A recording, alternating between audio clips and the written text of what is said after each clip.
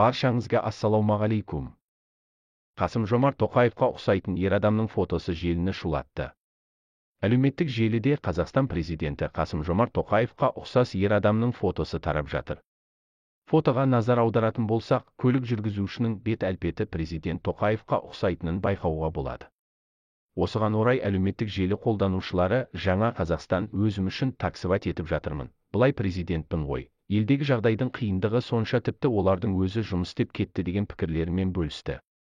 Еске салсақ, жақында Қазақстанның экс-президенті Нұрсұлтан Назарбаевтың фотосы желіде тараған. 18 қаңтар күні Назарбаев қаңтардағы тәртіпсіздіктерден кейін алғаш рет үндеу жасады.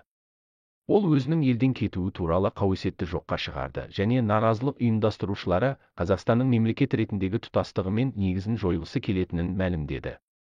Назарбаев Қазақстанның саяси элиталары арасында ықпал үшін күрес жоқ екенін атап өтті. Біз әлемде және Қазақстан жаңалықтар жайында шындықты айтамыз. Лайк, коммент арқылы көмектесіңіз. Жазылуды ұмытпаңыз. Бұл арна үшін сіздерден ең үлкен көмек.